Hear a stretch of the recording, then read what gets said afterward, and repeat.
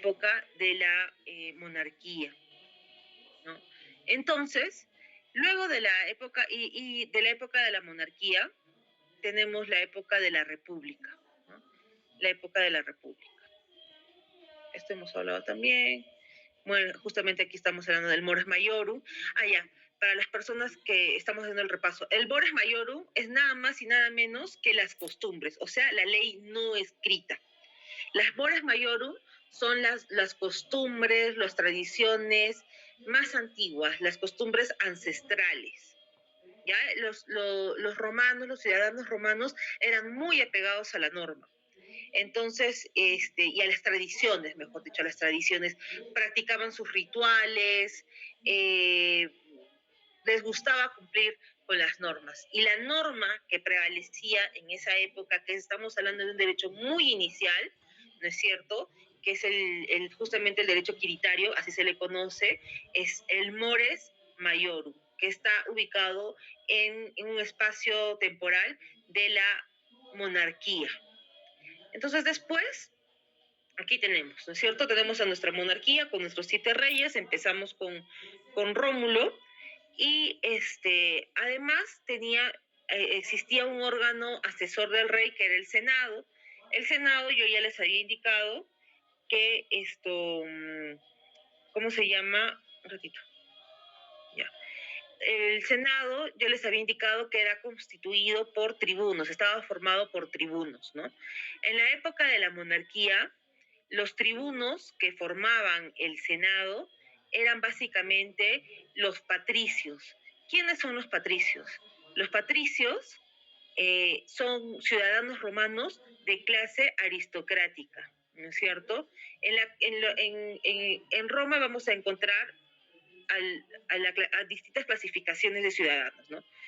Los ciudadanos romanos pueden ser patricios, que son la clase aristocrática que tiene justamente el derecho a poder acceder a ser autoridades, algún puesto público, y también existía el pueblo, ¿no? Y el pueblo era, o la plebe, también conocida, era la gente que no tenía el acceso a estos cargos públicos, ¿no es cierto? Eran gente trabajadora, eran artesanos, agricultores, ganaderos, que pagaban los tributos también y sostenían, ¿no es cierto? En este momento, bueno, en este caso a la monarquía. También tienen ellos todo un cuerpo de autoridades, ¿no es cierto?, que van a ayudar al rey a administrar el Estado. Por un lado tenemos el cuestor, que es el administrador del tesoro público. Luego tenemos al censor, que se encarga de contar a los ciudadanos, ¿no? Lo que hoy día se le conoce como los censos, pues, ¿no? El censor. Luego tenemos al pretor. Los pretores, habían 2 tipos de pretores diferentes: el pretor urbi y el pretor peregrini. Estos pretores eran los encargados de administrar justicia. ¿Cuál es la diferencia entre el pretor urbi y el pretor peregrini? El pretor urbi aplicaba lo que se conoce como el jus civile, o sea, era la ley que se aplicaba a los ciudadanos romanos, a los que eran considerados ciudadanos romanos. En cambio, el pretor peregrini era el administrador de justicia que aplicaba la ley para los extranjeros. Esa ley se le conocía como el jus gentium, así se les conocía, como el jus gentium. Entonces, por un lado teníamos el pretor urbi, que administraba justicia para los ciudadanos romanos a través de la ius civile, y también teníamos el pretor peregrini, que administraba justicia para los extranjeros a través del jus gentium. Aparte de estas autoridades públicas, existía el gobernador, que era, bueno, ya eso cuando Roma se iba expandiendo, ¿no es cierto? Y anexaban más territorio, etcétera. Entonces, nombraban a un gobernador para que pudiera ayudarles a administrar justamente estos territorios.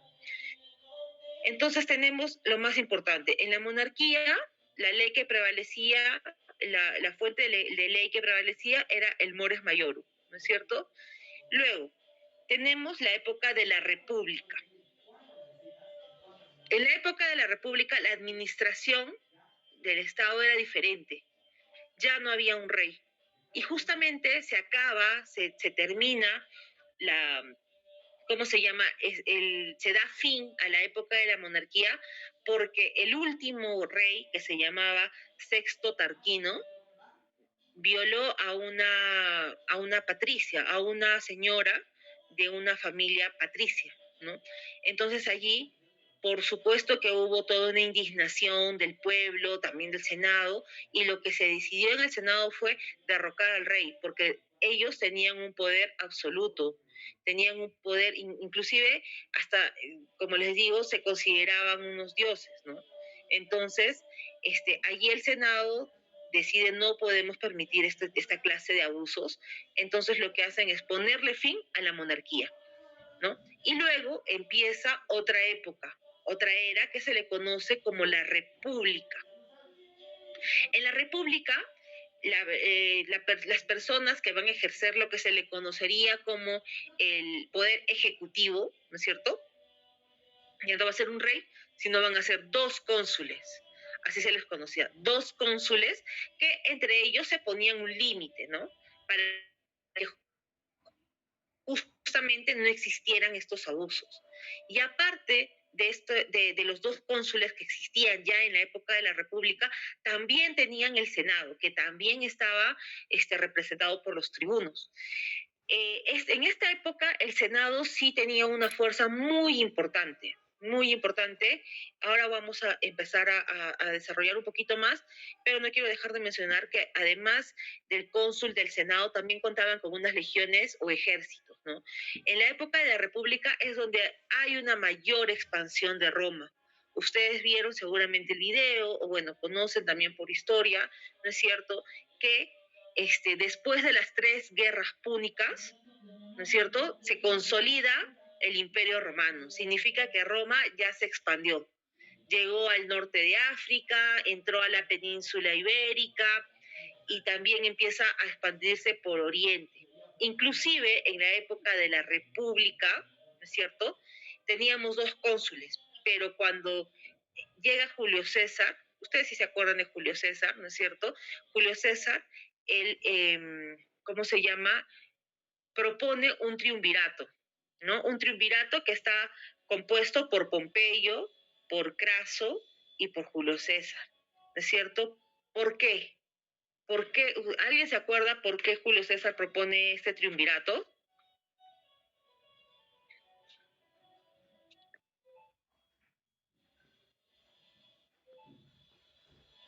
Profesora, disculpe, si mal no me recuerdo o de repente me estoy confundiendo, era para justamente para gestionar con mayor habilidad o con mayor, podríamos decirlo, justicia los amplios territorios conquistados del imperio, ¿no? Del imperio romano. Puesto, como usted ya lo mencionó anteriormente, ya se había expandido por parte de Asia, parte de África, etcétera, ¿no? Entonces, para gestionar mejor estos territorios, ¿cómo se dice? Se alía, tal vez así, con estos mencionados para poder impartir mejor la justicia y, pues, ¿no?, gestionar mejor el imperio. Más o menos, está bien. Lo que sucedió en ese momento es que, ¿cómo se llama? Había una crisis política. Existía una crisis política justamente entre esas dos personalidades que eran tan importantes como Pompeyo y Craso. Por un lado, Craso tenía mucho poder económico, y Pompeyo tenía mucha popularidad, era muy querido, tenía mucha popularidad. Y ambos, ¿no?, estaban luchando justamente para seguir, votar a los bárbaros y además ir ganando mayor territorio. Pero allí aparece la figura de Julio César, que ustedes recordarán. Julio César pertenece a una familia patricia, a una familia aristocrática, pero empobrecida. Entonces, ¿qué es lo que le queda a Julio César? Convertirse en un soldado raso. Entonces Julio César se convierte en un soldado raso y acompaña a Craso en sus distintas campañas militares. Y justamente Julio César allí logra tener éxito. Vota a los bárbaros, logra tener mucho éxito y empieza este problema, este conflicto militar, ¿no es cierto? Hay una crisis política. Entonces, Julio César lo que les dice, ¿saben qué? Vamos a llegar a una solución. Y la propuesta que yo les doy es que hagamos un triunvirato, que ya no sean solo 2 cónsules los que van a gobernar, sino seamos los 3. Tú, Pompeyo, que tienes mucha popularidad y te quieren, tú, Craso, que tienes un gran poder económico, y yo, bueno, Julio César, que tengo, digamos, el tema del, de ser tan genial militarmente. Entonces es toda una unión, una alianza militar, popular y económica. Entonces es justamente la propuesta de Julio César que se crea el triunvirato. Entonces no son 2 cónsules, sino son 3. Entonces ya como para un hecho, así como anécdota para que ustedes lo recuerden, Julio César era tan genial que inclusive llegó a conquistar territorios que nadie había llegado a conquistar. Llegó hasta las Galias y por eso era tan querido y por eso era tan respetado en Roma, ¿no? Entonces, luego, volviendo al derecho, mucho antes de lo que les estoy contando de Julio César, etcétera, muchos siglos atrás, pero ya en la época de la República, se crearon la ley de las 12 tablas. ¿Quién me dice qué son las leyes de las 12 tablas?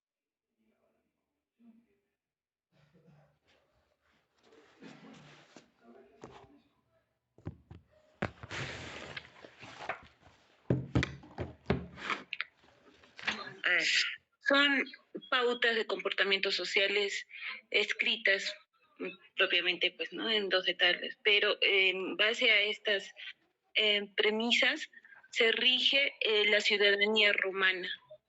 Bueno, el comportamiento y su convivencia entre ellos. Entre los patricios y los plebeyos. Ya, muy bien, sí. Annalise Cotacayapa.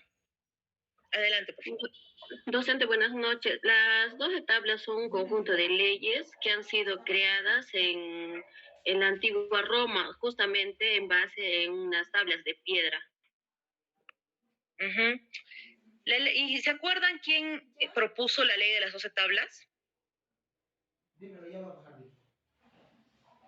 Ya, si no se acuerdan el nombre... Justiniano. No es Justiniano Grimalda. Justiniano es en el Imperio. Carilí. Fue propuesta docente por Terentilo Arza. Ajá, Juan Carlos. Sí, iba a comentar lo mismo por Terentilo Arza. Exacto. Lo más importante que ustedes tienen que recordar es que las 12 tablas fue una propuesta de Terentilo Arza, que era un tribuno plebeyo. Entonces, vamos a ir en orden para ir desarrollando mejor nuestras ideas, ¿no? Entonces, en la época de la República, decíamos, tenemos 2 cónsules, posteriormente, después en la llegada de Julio César, es un triunvirato, pero al inicio son 2 cónsules.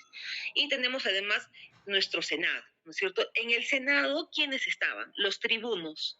Los tribunos que debatían, promovían, derogaban, abrogaban leyes, ¿no es cierto?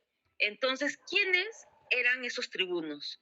Principalmente estaba conformado por patricios, por gente de la aristocracia. Pero a medida que ya el pueblo ganaba más poder y se daban cuenta, ¿no?, de que cómo es posible que exista el Senado donde solamente participen los patricios, donde deciden leyes que a nosotros nos afectan y nosotros como pueblo no tenemos a un representante. Entonces el pueblo hace sus asambleas populares y empiezan a negociar con los patricios, justamente con el Senado, y les dicen, queremos tener a nuestro representante también en el Senado. Y los patricios aceptan que haya un representante del pueblo, que se le conoce como el tribuno plebeyo. Entonces, pasa el tiempo, etcétera, y uno de los tribunos plebeyos es conocido como justamente su nombre, Terentilio Arza, que él propone la creación de una ley, un conglomerado de leyes, ¿no es cierto?, que se le va a conocer posteriormente como la ley de las 12 tablas. Un conglomerado de leyes donde estén de manera conjunta, ya no separada, conjunta, de derechos, tanto de derechos de orden común o público, mejor dicho, de orden público, como de orden privado. Entonces, es el primer ordenamiento jurídico, el primer cuerpo jurídico donde encontramos derechos común y privado.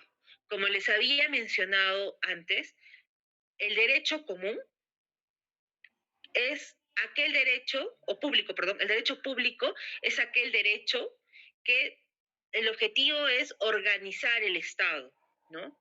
Es organizar el Estado, es hablarte de los poderes que existen en el Estado, es indicar cuál es la forma de acceder a los cargos públicos. Es lo que, por ejemplo, en la época actual, en nuestra época actual 2025, podríamos decir que nuestra constitución política, su naturaleza es ser un derecho público, ¿no es cierto? Porque nos organiza el Estado.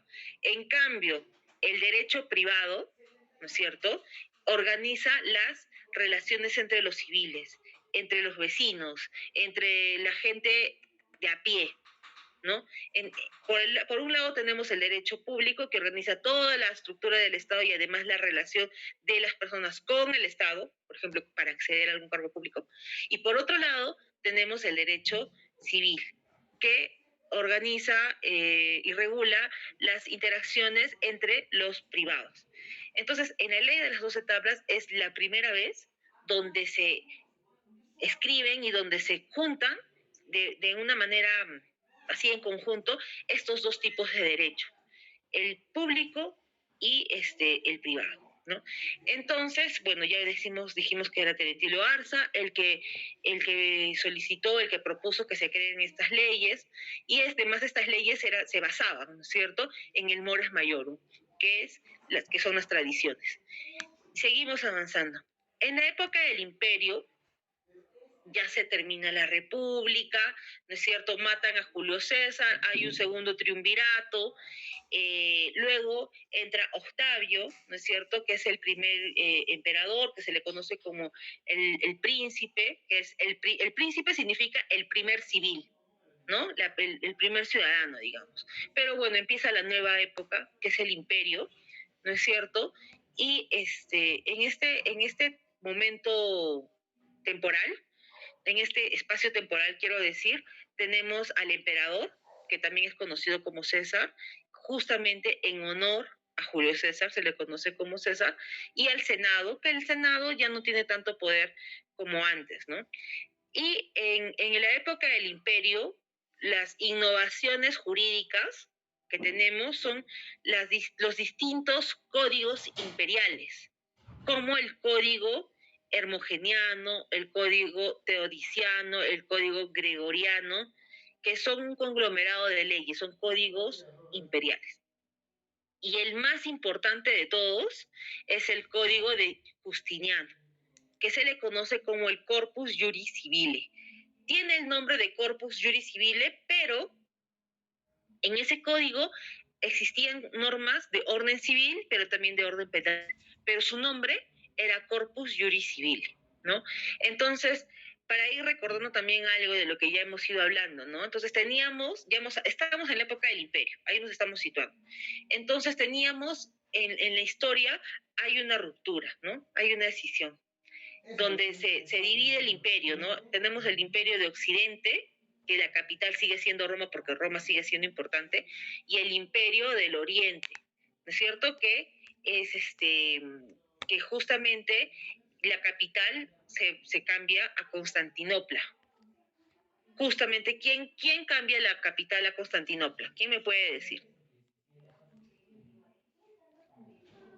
¿Qué emperador cambia la capital a Constantinopla?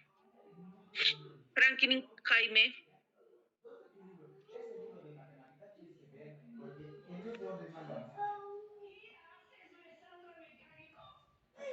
Franklin, Jaime, por favor, ¿puedes responder a la pregunta? ¿Qué emperador cambia la capital a Constantinopla? Buenas noches, docente. Disculpe, ¿se me escucha? Sí, se te escucha.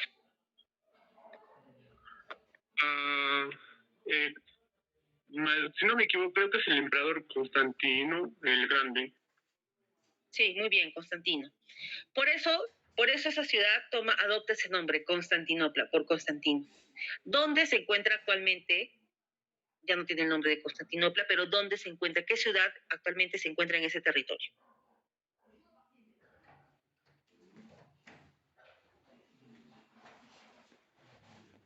Yanina García, ¿qué ciudad se encuentra actualmente en lo que era considerado como Constantinopla?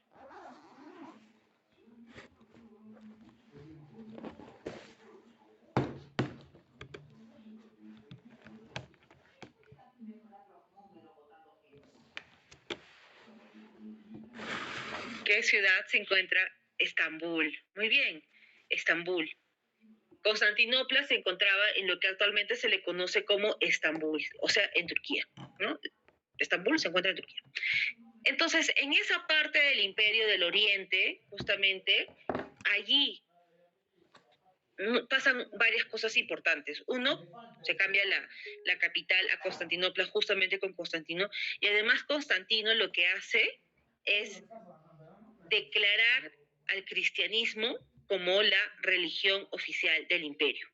Hasta antes de Constantino se perseguían a los cristianos, los mataban, ¿se acuerdan? ¿Se acuerdan que mataban a cristianos? ¿Se acuerdan que mataban a judíos? ¿No es cierto? ¿Han visto Ben-Hur? ¿No? Cómo mataban y perseguían a los judíos cuando estaba Ben-Hur. Ya, bueno, cuando entra Justiniano, cuando entra Constantino, que son 3 siglos después más o menos, este, existen un montón de cambios, ¿no? Porque, como ya les había mencionado también, el derecho no es lineal, no es único, varía, cambia, evoluciona y es de acuerdo a distintos momentos históricos, a distintos momentos económicos, políticos, militares, etcétera, ¿no? Entonces, ya se había evolucionado y Constantino lo que dice es, no, nuestra religión actualmente es el cristianismo, es la religión oficial. ¿Y por qué es importante este punto? Porque también las leyes, por ejemplo, la institución del matrimonio tiene una variación, ¿no es cierto? Porque empieza a tener justamente influencias del cristianismo. Entonces, la religión también influye en las leyes. Y posteriormente llega Justiniano, más o menos en el año 523 aproximadamente, después de Cristo, y Justiniano lo que hace es sistematizar las normas. Ese es su gran trabajo, ese es el gran legado de Justiniano, sistematizar las leyes, las normas, la jurisprudencia, pero no solamente dice, ya, yo voy a sistematizar todo lo que ha pasado en más de 1200 años de creación de derecho, porque estamos hablando que el Imperio Romano duró más de 1200 años, desde el Mores Maiorum, pasando por las 12 tablas, las constituciones imperiales, hasta que llegamos a Justiniano, ¿no? Y Justiniano se propone la tarea titánica de justamente sistematizar las normas, sistematizar toda esa producción jurídico que existía en el Imperio Romano. Entonces Justiniano, en la época de Justiniano, y justamente sobre ese tema tenemos que empezar a profundizar porque ya es el eje temático que nos corresponde de acuerdo a nuestro sílabus, Justiniano tiene 4 publicaciones. Por favor, anoten, ¿ya? 4 publicaciones de Justiniano. En primer lugar, tenemos el Digesto. El Digesto de Justiniano fue publicado en el año 533 y el Digesto lo que hacía era compilar toda la jurisprudencia que se había dado en todos los años, cientos de años que existió Roma, ¿no? Luego del Digesto, también publicó un libro que se le conocía como Las Instituciones. Las Instituciones era un libro, una publicación que lo que se pretendía era formar, acompañar en la formación a las personas, a los ciudadanos que querían administrar justicia, o sea, a los futuros abogados. Las Instituciones era un libro que formaba a la gente, a los jurisconsultos. Esas eran las Instituciones. Luego publicó su gran obra, justamente el Códex o el Corpus Juris Civile. Hubo un primer intento, ahí hubo un pequeño fracaso, pero luego hubo un segundo intento donde sí se logró conglomerar en el corpus juris civile están conglomeradas todas las constituciones imperiales. Es una conglomeración, es una compilación de las constituciones imperiales. Y por último tenemos una cuarta publicación, que es las novelas, así se le conocía. Las novelas, que son las novedades, lo nuevo, eso significa, ¿no? Las novelas, que es una obra que no termina de escribir Justiniano, justo fallece, pero lo que se pretendía con esta publicación, las novelas, era justamente compilar las nuevas constituciones imperiales. Entonces Justiniano hace toda una tarea titánica de años, de decenios de años, ¿no es cierto?, para compilar todo un cuerpo jurídico que fue, además de leyes que se crearon durante más de 1000 años, más de 1200 años, pero no solamente es un trabajo de compilación, sino también es un trabajo especializado. Porque por un lado tenemos en un solo libro, que es el digesto, las jurisprudencias. Por otro lado tenemos las constituciones imperiales, que es justamente el códex o el corpus juris civile, ¿no es cierto? Y por otro lado tenemos las instituciones, que son textos para formar a los futuros jurisconsultos, abogados, etcétera, ¿no? Y las novelas, que vienen a ser una suerte de compilación de las nuevas constituciones imperiales. Entonces, Justiniano tiene su legado es muy importante, sobre todo hablando a nivel de derecho, ¿no? Seguimos. ¿Hasta aquí está todo claro? ¿Tienen alguna consulta? ¿Les podemos ir? Sí. Profesora, disculpe.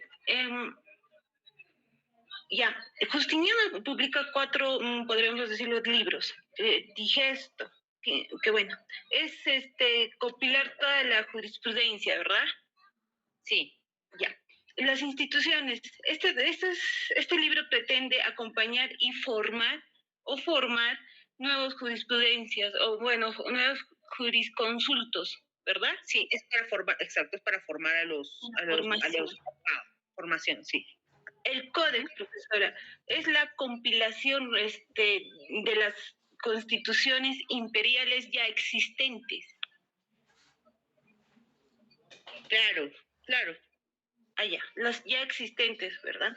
Ahora, existentes, y ahí también, discúlpame, ahí para aumentar, en el códex se compilan las constituciones imperiales ya existentes, y son 12 libros que se escriben en el códex. Y la otra vendría a ser las novelas. Ya, pero estas novelas son, profesora, son también compilaciones, pero de nuevas constituciones imperiales. Sí, que se iban a dar después del Código de Justiniano, exactamente. Ok, profesora, muchas gracias. Entonces, como les decía, las novelas no las termina de escribir Justiniano, ¿no? Pero allí lo que se trata es compilar las nuevas constituciones, las que vienen después, ¿no? Las posteriores a Justiniano. Eso. Entonces, vamos a... No sé si tienen alguna duda alguien más para poder ir aclarando igualmente.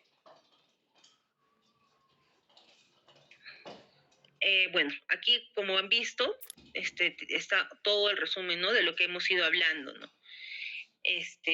Sobre las 12 tablas, algo importante, por favor, también para que noten, si es que no lo han anotado antes, la ley de las 12 tablas también era conocida como la ley decemviral. Ese también es otro nombre de la ley de las 12 tablas. Si es que yo les pregunto en el examen qué es la ley decemviral, ustedes me responderán, es la ley de las 12 tablas. Por favor, lo ponen. Ahora, nosotros hemos visto en clase, sí se acuerdan, ¿verdad?, el contenido de cada una de las tablas. Hemos podido ir revisando en clase, no la vamos a revisar ahora porque realmente es bastante amplio, pero sí les quería mencionar una que me llamó mucho la atención, que es esta, ¿no? Dice la tabla número 11. Dice, tras saber los decimviros, ¿se acuerdan que son esos varones sabios y conocedores del derecho? Si no se acuerdan, ahora ya lo saben. Los decimviros son varones sabios, antiguos, que conocían el derecho, ¿no? ¿Se acuerdan que antes de publicar las 12 tablas. Primero, empezamos por orden. Primero, Terentilio Arza, que es el tribuno plebeyo, propone, ¿no es cierto? Las 12, propone una ley, que al final se terminan llamando las 12 tablas. Robert. Entonces, lo que hacen es envían a 10 Robert. 10 decemviros, o sea, 10 varones sabios, conocedores del derecho, los envían de viaje y los mandan a Grecia. ¿Por qué? Porque en Grecia, como ustedes bien saben, es la cuna del conocimiento, ¿no es cierto? Entonces los envían a Grecia para que ellos puedan contrastar si efectivamente las propuestas de estas leyes que iban a constituir las 12 tablas estaban acorde o no con el mores maiorum, con las costumbres ancestrales.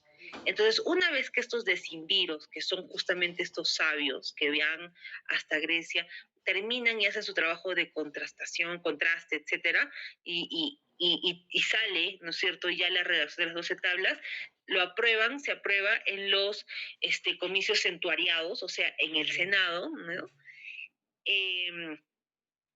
Después ya se publican las 12 tablas, también conocida como... ¿Cómo se conocían las 12 tablas? Lo acabo de decir. De sinviral. Viral.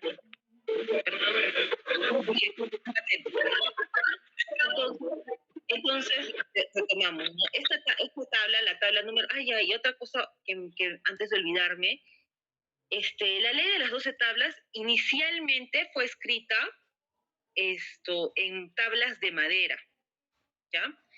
Y luego fue escrita en tablas de bronce que se colocaban en distintas partes de la ciudad para que los ciudadanos las pudieran leer, ¿no? En la actualidad no se tiene ningún vestigio de esas tablas, pero se sabe, se conoce de su existencia justamente por la jurisprudencia, ¿no? Por los distintos jurisconsultos que además la citaban. Se conoce de su existencia por los jurisconsultos, la jurisprudencia, los sabios y también por la historia, ¿no? Los cronistas también se recoge y se conoce de su existencia. Bueno, entonces regresando, la tabla número 11 nos dice, ¿no? Tras saber los decimviros, o sea, los sabios, los varones sabios, ¿no? Redactado 10 tablas de leyes con suma equidad y prudencia, lo sustituyeron al año siguiente otros 10, o sea, otros nuevos 10 sabios, que añadieron 2 tablas más de leyes inocuas, ¿no? Prohibieron una ley inhumanísima que son los matrimonios de plebeyos y patricios. ¿Se acuerdan que yo les decía que los plebeyos y los patricios no se podían casar porque justamente de esa manera lo estipulaba las 12 tablas? Pero como ya les dije, el derecho evoluciona, se mejora, se perfecciona. En el año 445 a.C., el jurista Cayo Canuleio saca una ley, que es la ley que se conoce como la Lex Canuleia, como su nombre. Lo voy a escribir ya. Lex Canuleia, aquí vamos a poner acá. Lex Canuleia. Y quien lo saca, vamos a poner enter, es Cayo Canuleio. Esta ley deroga lo que propone la tabla número 11. La Lex Canuleia lo que dice es, no es posible. ¿Por qué vamos a prohibir que los plebeyos y los patricios se casen? Si se quieren casar, que se casen. Entonces, es gracias a la derogación de esta ley con la Lex Canuleia, ¿cierto?, que se permite ya el matrimonio, las nupcias, entre los patricios y los plebeyos. Les pongo este ejemplo claro, concreto, preciso, para que ustedes sepan y vean cómo se iba cambiando y cómo se iba modificando el derecho en la época romana, y en la actualidad también se sigue modificando y se sigue perfeccionando, ¿no? Entonces seguimos. Ya. Esos son los resúmenes que hemos ido hablando. Ya sabemos cuál es la diferencia. Entonces vamos a pasar a la segunda PPT para que ustedes lo puedan observar. ya, voy a dejar de compartir y voy a pasar a compartir la otra. Estoy haciendo una suerte de, ¿cómo se llama? De repaso así express para tratar de nivelarnos ambos grupos, ¿ya? Y, yo creo que vamos a empezar acá. Listo. Vamos a compartir. Acá. Entonces, otra de las... Perdón, esto lo vamos a borrar y esto sí, ya. Entonces, otra de los temas, de los ejes temáticos que nosotros hemos ido avanzando, justamente el eje temático número 2, sobre la clasificación del derecho, ¿no es cierto?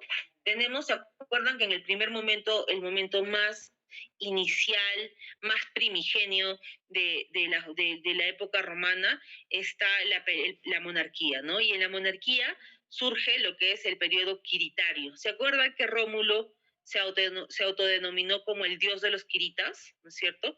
Entonces aquí surge el periodo quiritario o derecho quiritario, también era conocido como el derecho quiritario. La fuente de este derecho era el mores maiorum, las costumbres principalmente, ¿no? Otra clasificación que tenemos es una clasificación por el contenido.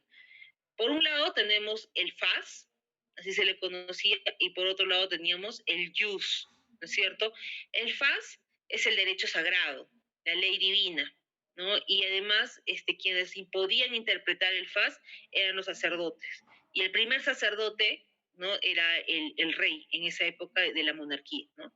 Y aparte tenemos los conceptos de orden humano, que es el jus, ¿no? Que es el derecho que va a venir a regular las interacciones, las relaciones que se dan entre los civiles, ¿no? Aquí dicen que dentro del jus, que es la ley humana, mundana, profana, que tienen el mismo significado con humanidad, ¿no es cierto? Existen diferentes formas de clasificación. Por un lado, el jus publicum y el jus privatum, ¿no? Y por otro lado, el jus civile y el derecho penal. Nosotros ya hemos hablado qué era el jus publicum. El jus publicum era aquel derecho que hablaba sobre la estructura, la organización del Estado y la organización del Estado con las personas. Y el jus privatum es el derecho que regulaba las interacciones entre los privados, ¿no? El jus civil y el jus penal, el derecho penal, ustedes ya tienen mayor claridad, ¿no es cierto? Luego nos preguntan, ¿no? Hay palabras que derivan de la palabra jus. ¿Qué palabras, por ejemplo, me pueden decir que derivan de la palabra jus? Del prefijo jus.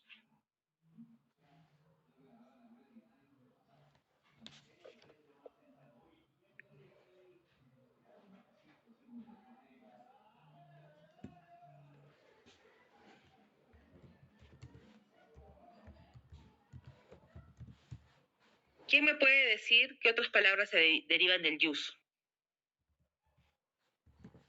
Ustedes van a ser abogados, van a trabajar mucho con el jus. ¿Qué otras palabras se derivan del jus? Ya, jus naturalismo. ¿Qué más? Jus positivismo, ya. Otra. La justicia, ¿no es cierto? La justicia, la jurisprudencia. Sí, Richard Franklin. El civismo, profesor, docente. El civismo, no. Del jus. Tiene que tener el prefijo jus. Jurado, profesora. ¿Cómo? Jurado. No, tiene que tener, pero cerca, pero no, tiene que tener el prefijo jus. Justicia, jurisprudencia, jurisdicción, etc. Entonces, hay muchas palabras que derivan de ese prefijo jus. Sigamos. Entonces, habíamos dicho que una de las clasificaciones del derecho romano era justamente por su contenido, ¿no? El fas y el jus. El fas son las leyes de orden divinas y el jus es una ley más bien de orden humana, ¿no? O humana, mundana, etc. Mira, ves, jurisprudencia, justicia. Ya. Luego, aquí nos ponen un ejercicio que de todas maneras lo voy a aplicar en este repaso, aunque ya lo hemos hablado también en clases, pero lo voy a aplicar en este repaso porque nos ayuda a poder entender de mejor idea las diferencias entre estos tipos de derechos, ¿no? Dice la pregunta, Risus ha dejado de pagar la deuda que tiene frente a Félix. Este problema, esta deuda, podrá ser solucionado teniendo en cuenta normas del derecho público. ¿Ustedes qué dicen?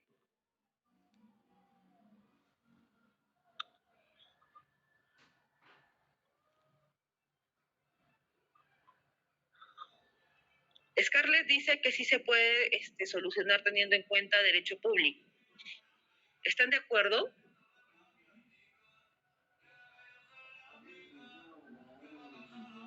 Víctor, ¿tú qué piensas? ¿Que se puede solucionar este problema de la deuda con el contenido de derecho público? Víctor Alfonso Pacaya. Sí, profesora, buenas noches. ¿Tú crees que el problema de la deuda entre particulares se puede solucionar con el contenido del derecho público? Sí, profesora. No. ¿Por qué no, Grimalda? Porque el derecho público se refiere solamente con relación entre el Estado, mientras que el derecho civil se trata de la relación entre el pueblo, entre ellos, ¿no? Exactamente, exactamente. Por ejemplo, en la actualidad, ¿qué norma es una norma que contiene derecho público? También lo mencioné. Saraín, Nina Wilka, ¿qué norma en la actualidad contiene derecho público?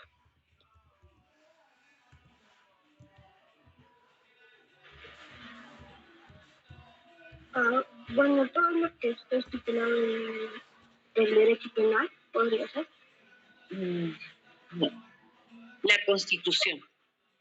La Constitución, nuestra Constitución política del Estado, contiene normas, tiene un contenido de derecho público. ¿Por qué? Porque como muy bien lo mencionó Grimalda, el derecho público establece la estructura, la organización del Estado y además la relación que existe entre el Estado y las personas. Entonces la Constitución, nuestra Constitución política, tiene una naturaleza, un contenido de derecho público. Porque en nuestra Constitución nosotros podemos ver justamente cómo se organiza el Estado, ¿no? Los diferentes poderes que existen en el Estado y además cómo se puede elegir a las distintas autoridades. Por ejemplo, al defensor del pueblo, cómo se le elige, cuántos votos tiene que tener, ¿no es cierto? Lo mismo con los otros organismos, como la OMPE, el Jurado Nacional de Elecciones, etcétera. Todas esas normas están en la Constitución. Claro que aparte cada institución tiene su propia ley orgánica, pero digamos que las reglas del juego están en la Constitución. Y en la Constitución además ya me dicen, ya, docente, pero esas leyes que usted ha nombrado solamente me muestran la organización del Estado. ¿Y dónde están, por ejemplo, las leyes que establecen una relación entre el Estado y las personas? Por ejemplo, en la Constitución nosotros podemos encontrar que está prohibido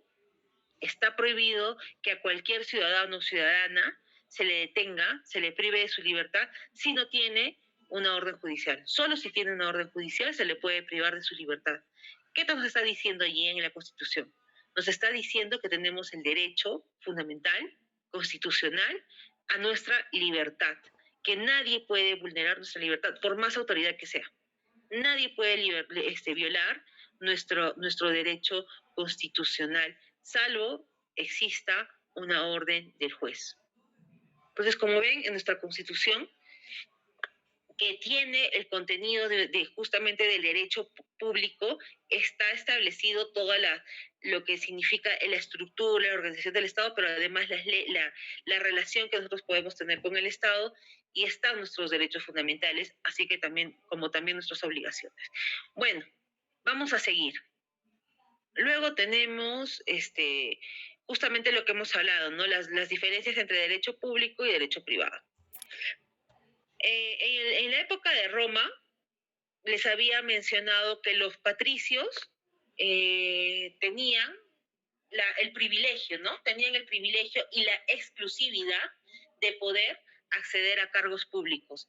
Esta posibilidad, este privilegio de poder acceder a cargos públicos se les conocía como el jus honorum, que no lo tenían los plebeyos. Después, como el derecho evoluciona, cambia, se mejora, se perfecciona, sí llegan a tener los plebeyos. Pero al inicio, el jus honorum solamente era exclusivo para los patricios. Y otra información que es importante mencionar ahora, que nos va a ayudar a tener unas ideas más claras, más, digamos, completas, ¿no? ¿Se acuerdan que les había mencionado cuáles eran los cargos públicos que existían en la época romana? El censor, el pretor, el edil curul, etcétera, ¿no? Existían todos estas autoridades. Muy bien, entonces, en la época de la República, estas autoridades eran elegidas por una suerte de democracia, ¿no? Eran elegidas por el Senado. Antes eran elegidos, en la época de la monarquía, era elegido por la decisión y deseo del rey.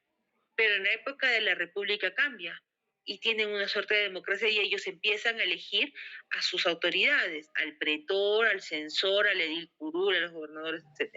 Y generalmente, normalmente, estos cargos tenían una temporalidad, tenían un tiempo específico de duración.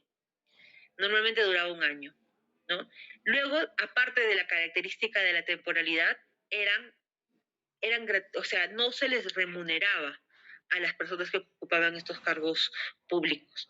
Era ad honorem. ¿Se acuerdan que la característica, ¿no? El jus honorum, ya. Estos cargos eran ad honorem, o sea, era simplemente para recibir el honor de haber sido una autoridad en esa época, ¿no? En la época romana. Otra de las características era que ellos se hacían responsables de las decisiones que tomaban, tenían que tomar esa responsabilidad. Y otra de las características era que no solamente había uno ocupando ese puesto, ¿no? Sino habían varios distintos magistrados ocupando el censor, el edil curul, el pretor, etc. Bueno, seguimos. Entonces, bueno, este es el video que hemos visto, ¿no? Aunque creo que con ustedes no hemos visto el video. Pero ustedes en su casa, yo estoy segura que lo han visto, que se acuerdan de la película de Ben-Hur. ¿Se acuerdan? Han visto Ben-Hur, ¿no es cierto? ¿Se acuerdan que hay una carrera de caballos y va un árabe, un jeque árabe, y le propone a un tribuno justamente y le dice, ya, yo quiero apostar contigo por mis caballos. ¿Se acuerdan de esa escena de Ben-Hur? Para los que han visto Ben-Hur. Pueden poner manito, ya, gracias, Víctor Alfonso. Exacto, entonces está esa escena, ¿no? Donde está este árabe que le dice al tribuno, voy a apostar contigo aquí con mis caballos. Y el árabe se asegura, ¿no es cierto? Se asegura y lleva una libretita de madera, ¿no? Una libretita de madera donde escribe el monto que está apostando y además le dice al tribuno, ya, tienes que sellarlo, ¿no? Entonces el tribuno agarra y pone su sello, que su sello estaba en su anillo, ¿no? Pone su sello.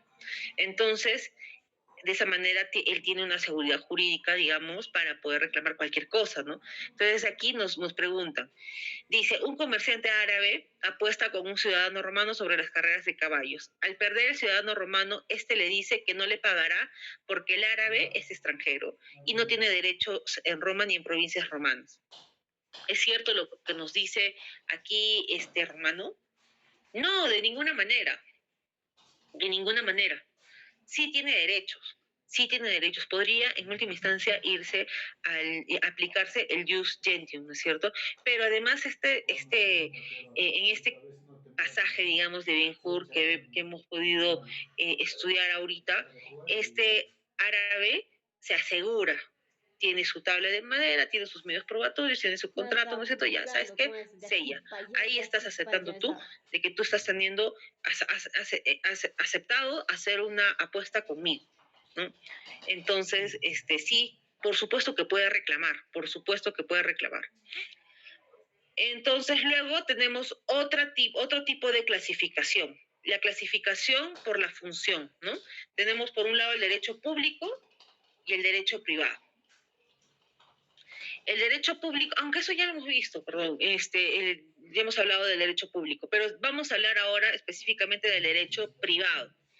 El derecho privado era conocido como el jus privatum y tiene por objeto las relaciones entre los particulares, ¿no es cierto? Entre los particulares, digamos, yo le debo a alguien, esa es una relación entre particular, yo tengo una obligación de dar suma de dinero con alguien, ¿no? Yo me quiero casar con alguien, esa es una relación entre particulares, yo quiero comprar una casa, yo quiero dar mi testamento a alguien, ¿no? Quiero, no sé, por ejemplo, mi contrato laboral, mi contrato de trabajo, son relaciones entre las personas, entre los particulares, no con el Estado. Entonces, eso es el derecho privado. Este derecho privado, a su vez, se divide en el derecho de gentes, en el derecho natural y en el derecho civil. ¿No es cierto? Ya habíamos dicho que el derecho de gentes, que es más conocido como el jus gentium, es el derecho que se aplicaba a los extranjeros, a los que no eran considerados como ciudadanos romanos. El derecho civil, por su parte, que se conocía como el jus civile, era aplicado a los ciudadanos romanos particulares. Los ciudadanos romanos, ¿quiénes eran los ciudadanos romanos? Los patricios y los plebeyos. Estos eran los ciudadanos romanos. Y por otro lado, existían los esclavos. Los esclavos no eran ciudadanos romanos. Los esclavos eran utilizados como mano de obra barata, ¿no? Para poder hacer caminos, construcciones, los acueductos, toda la gran infraestructura que existía en Roma. ¿Quiénes lo construyeron? Los esclavos. Y además también los esclavos, aparte de ser utilizados como mano de obra barata, eran utilizados para la diversión. ¿Se acuerdan que existían los circos romanos? ¿Se acuerdan que allí estaban los gladiadores, ¿no es cierto?, que peleaban y que la gente, los romanos, iban y hasta se mataban porque se aplastaban? Había una gran acumulación de gente viendo estos circos, ¿no? Y justamente uno de los objetivos de hacer estos circos romanos ¿cuál era el objetivo de hacer los circos romanos para el emperador o para los cónsules? Entretenimiento, profesora. Entretener, exactamente. El objetivo de hacer estos circos romanos era entretener a la gente, o sea, distraerlos de sus molestias, ¿no? Porque la gente también se molestaba y decía, o sea, no puede ser, no tengo, mi calle está sucia, o sea, estoy perdiendo derechos, me están cobrando demasiados tributos, por ejemplo, justamente están pasando por mi sembrado, por mi campo de cultivo, ¿quién se hace cargo, no? Entonces, los gobernadores lo que hacían era, ya saben qué, para que los del pueblo ya no me molesten, voy a ir y voy a darle su circo romano, su circo, para que se distraigan con los gladiadores, etcétera, y de esa manera, distraían, ¿no? Distraían la atención de lo importante para justamente estar en estos circos, y ahí estaban los gladiadores, pues. Qué raro, ¿no? En la época actual eso no pasa, ¿no? Qué raro, bien raro. Bueno, entonces, y luego tenemos el derecho natural, que es el jus naturale, más conocido como el jus naturale, que es la vida, la unión de sexo, la procreación, etcétera, ¿no? Sigamos. Bueno, eso ya justamente hemos hablado de eso hace un momento. Pero miren, aquí tenemos otra clasificación. Otra división es el jus comune y el jus singulare. El jus comune son las formas, son las leyes que forman que tienen carácter general para todos los ciudadanos. Se aplica para todos sin distinción. El jus comune. En cambio, el jus singulare se da para una población específica, ¿no? Para una utilitas concreta. Es para un conjunto particular de personas por distintas características de protección y de necesidad, porque tienen alguna característica de vulnerabilidad, una población vulnerable. Por ejemplo, lo que dicen aquí, la ley de la persona adulta mayor será una ley, ¿cuál será su clasificación? ¿Jus comune o jus singulare?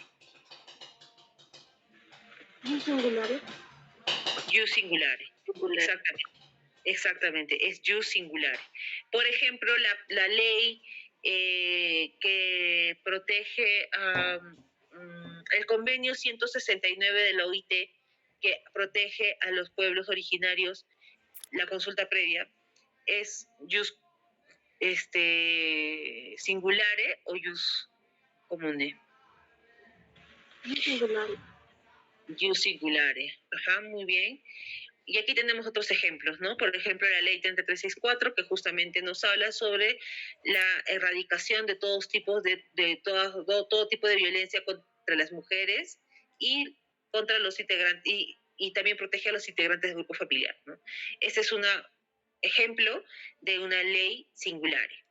Luego, por ejemplo, la ley de la que protege a la persona con discapacidad también. La ley de atención preferente también, ¿no? Pertenece a la clasificación del jus singular. Y el Código Civil será jus singulare o jus comune. Jus comune. Jus comune. Muy bien. El Código Civil sería jus comune. Entonces sigamos con nuestro repaso así rapidísimo. Eso ya no... sobre las fuentes de la historia del derecho. Sobre las fuentes de la historia del derecho, ¿no? Tenemos fuentes jurídicas y fuentes no jurídicas. En las fuentes jurídicas, a su vez, se dividen en fuentes jurídicas directas y fuentes jurídicas indirectas. Las fuentes jurídicas son todos aquellos vestigios que surgen en el ámbito cultural del derecho, ya sea para mostrar normas en su función reguladora o cómo estas son interpretadas o aplicadas, ¿no? Entonces, las fuentes jurídicas estamos hablando de lo que es prácticamente, o en concreto, las leyes, la jurisprudencia, etc. Pero dentro de estas fuentes jurídicas, además hay otra subdivisión, ¿no? Que son las fuentes directas, las fuentes jurídicas directas, que son aquellas que nos muestran el texto de una norma tal cual está contenida en el texto normativo. O sea, una ley natural, una costumbre, actos jurídicos, la doctrina jurídica. En cambio, las fuentes jurídicas indirectas, nos muestran el derecho en su aplicación heurística, crítica, interpretación y la hermenéutica. Y por otro lado, aparte de las fuentes jurídicas, tenemos a las fuentes no jurídicas, que principalmente tienen su origen en los ámbitos culturales, como son la arquitectura, la literatura, la música, etcétera, ¿no? Bueno, aquí ya habíamos hablado sobre Rómulo y Remo, eso también ya lo hemos visto. Ustedes se acuerdan que les hablé sobre las distintas alianzas que existían entre los etruscos, los latinos, los griegos. Eso ya lo hemos hablado. Eso también ya lo hemos hablado. Los patricios también. Los plebiscitos, ¿no?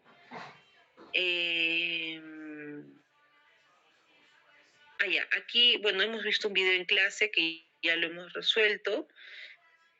Vamos a avanzar bueno, esto es importante.